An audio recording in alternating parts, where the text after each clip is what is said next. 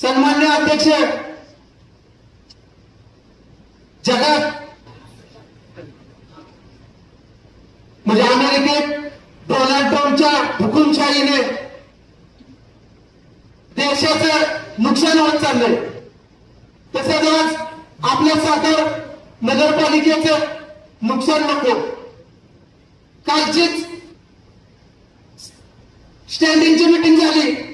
त्या मीटिंग मध्ये आमच्या भगिनी मॅडम प्रश्न वाचत होते.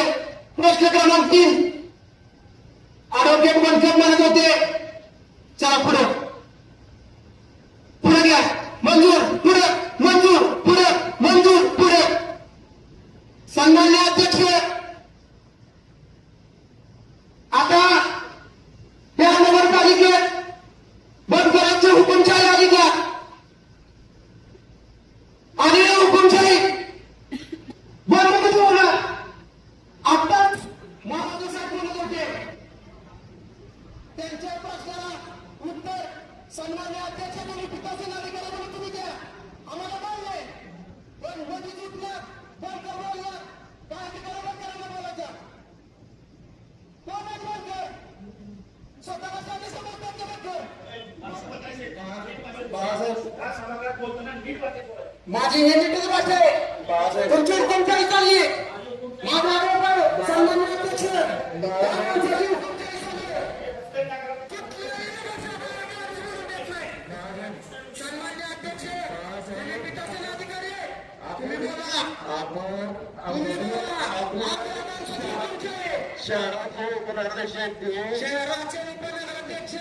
या महाराष्ट्र नगर पंचायत पंचायत वाहतुकीत नगरीच्या नियमात उपनगराध्यक्षांना काय अधिकार आहे मला सांगा. मला ज्ञानापुरे कुठे या कायद्यात काही पुस्तक देतो मला सांगा. नगर सन्मान्य अधिकाऱ्यांनी सांगा. सर्वांना अधिकार दिलेले प्रत्येक काही अधिकार नाही. स्वतःला शाळे समजतात. हुकुमशाही आहे काही. ही हुकुमशाही का?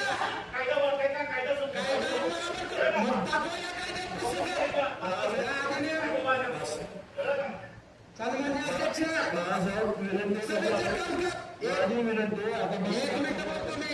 सभेचे कामकाज कसे चालवावे माझ्याकडे पुस्तक आहे, मी पण वाचून आलोय. काय कायदे ना मला ती दाखवा तुम्ही. काय यांची हुकुमशाही चालती? अशी कुठं सभा नसती. विषय क्रमांक वाचायच्या आधी झालं बघा गे. अरे विषय तरी समजू दे. नगरसेवकांचं काय काम आहे?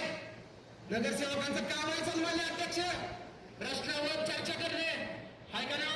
सभापती पक्षप्रमुख तुम्ही सांगा, मुख्य अधिकारी तुम्ही सांगा, काय लढायचे जे काय कायदेत मला सांगा.